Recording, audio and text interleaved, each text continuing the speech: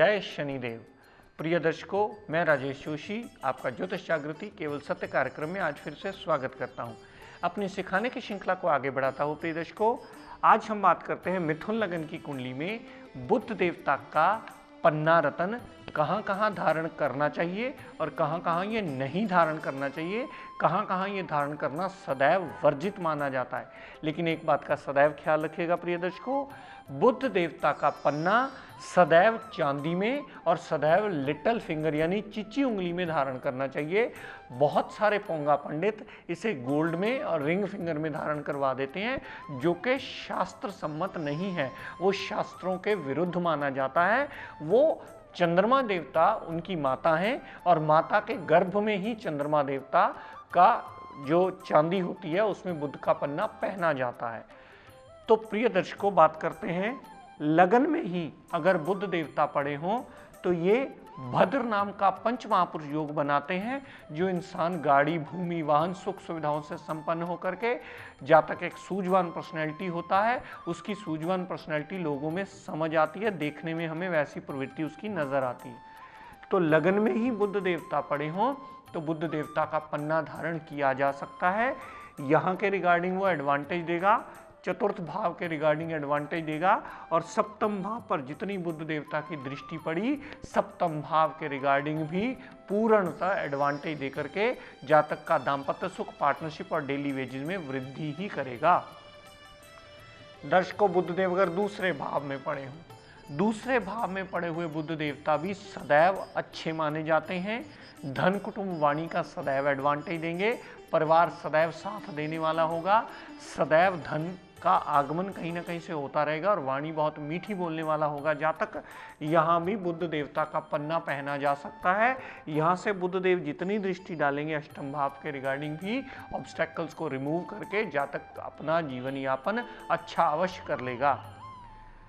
दर्शकों, बुध देव अगर तीसरे भाव में पड़ा हुआ, कभी बुध देवता का पन्ना रतन धारण नहीं करना चाहिए, क्योंकि तीसरे भाव में बुध देवता का रतन पन्ना अगर धारण किया गया तो जातक के जीवन यापन में मेहनत बढ़ा देगा, फजूल की छोटी मोटी यात्राएं बढ़ा देगा, फजूल का आवागमन लगा ही रहेगा, फजूल की मेहनत करके उसे उतने रिजल्ट्स कभी नहीं मिलेंगे, वो सदैव यहाँ अशुभता में माना जाएगा और अगर पन्ना धारण कर लिया तो वो अशुभता में और बढ़ोतरी कर देगा, अच्छा फल कभी नहीं देने वाला।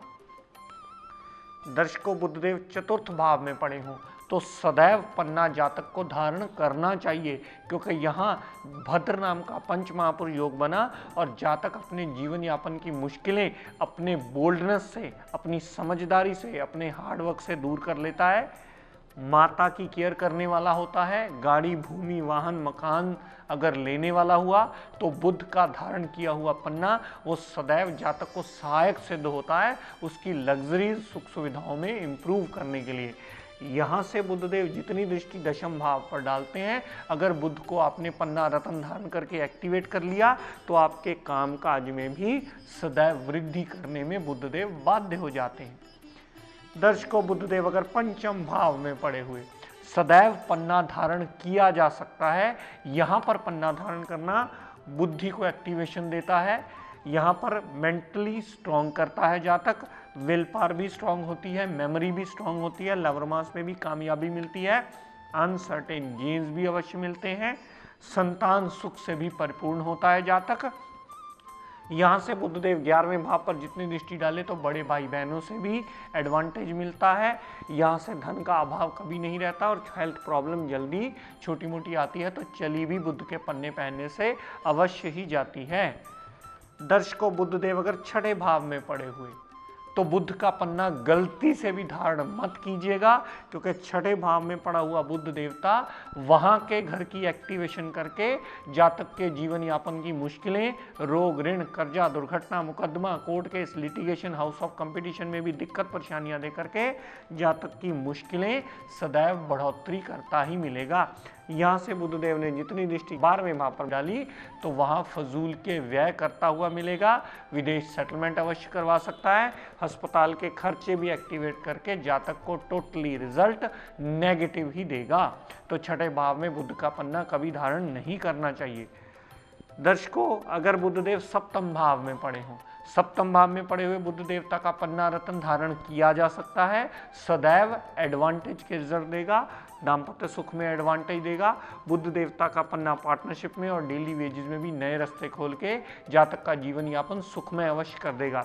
यहाँ से बुध देवता ने जितनी दृष्टि लगन पर डाली, एडवांटेज देकर के जातक की पर्सनैलिटी को इम्प्रूवमेंट में लाएगा और जातक की पर्सनैलिटी एक सूझवान पर्सनैलिटी बन के सामने आएगी, जो कि सदैव एडवांटेज के रिजल्ट ही देगी। दर्शकों, बुध देव अगर 8वें भाव में पड़े हुए, कभी बुध देवता का रत्न पन्ना धारण मत कीजिएगा, क्योंकि वो सदैव ऑब्स्टेकल्स को इंप्रूव करेगा। यहाँ बुध देवता का पन्ना धारण करने का मतलब हुआ कि मृत्यु तुल्य कष्टों को आमंत्रण देना। अगर आपने यहाँ 8वें भाव में पड़ा हुआ बुध देवता का पन्ना पहना तो मेंटली पीस डिस्टर्ब होगी, हर काम में ऑब्स्टेकल्स खड़ी होंगी, काम देरी से होंगे, काम कभी बनने वाले होंगे ही नहीं।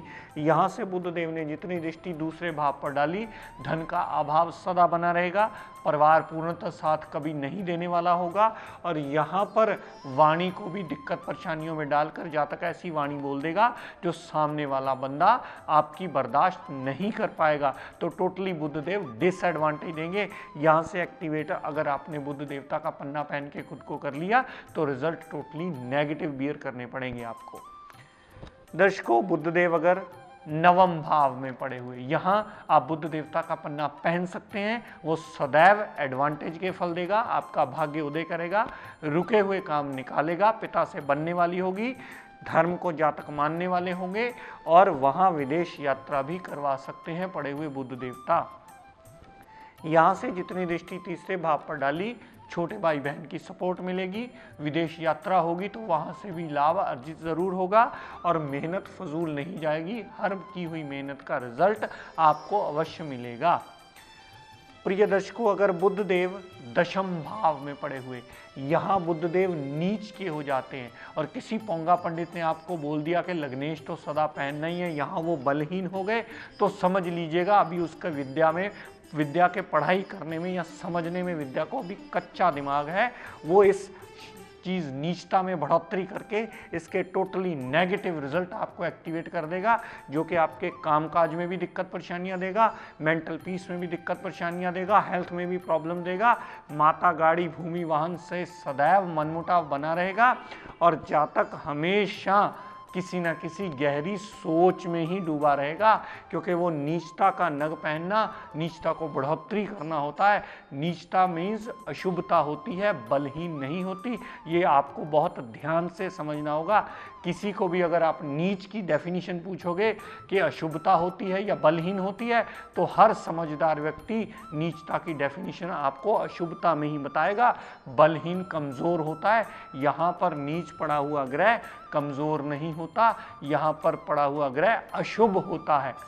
तो यहाँ अगर आपने पन्ना नीच का बुध का धारण कर लिया तो यहाँ 10वें भाव के रिगार्डिंग डिसएडवांटेज, लगन और चतुर्थ भाव के रिगार्डिंग सारे ही नेगेटिव रिजल्ट दे करके जातक के जीवन यापन की मुश्किलें सदैव बढ़ोतरी करता ही बुधदेव मिलेंगे।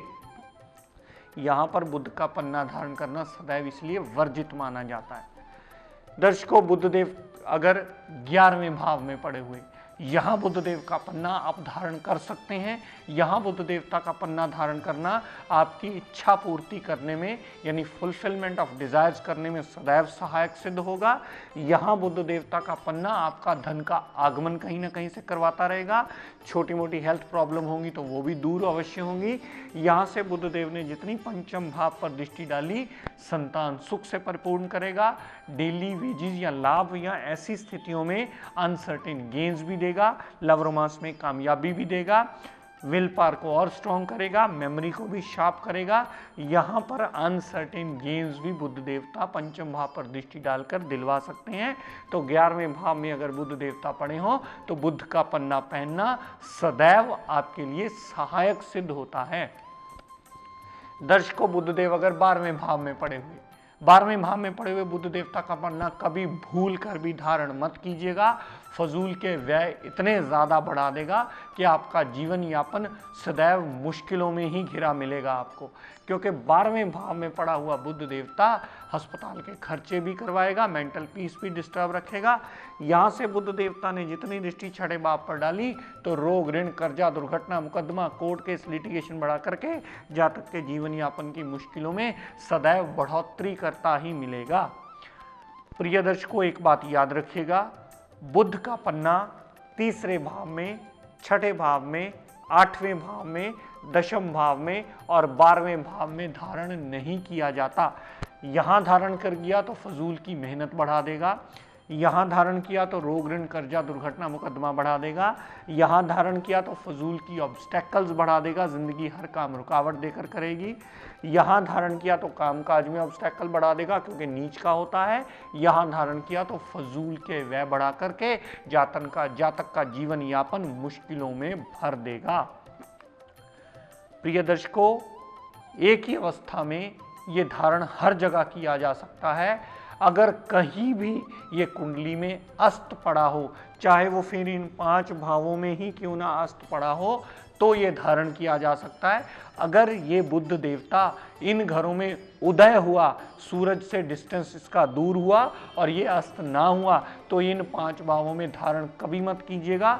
इन 5 भावों में धारण करना मृत्यु तुल्य कष्ट को आमंत्रण देने के बराबर होगा, जो आपका जीवन यापन मुश्किलों से भर करके आपको प्रॉब्लम दे देगा और आपको ये समझ नहीं आएगा कि मैंने पैसे खर्च करके ये मुसीबत मोल ले ली है, जो कि मेरी दिक्कत परेशानियां रोज नित नवी खड़ी ही रखती है।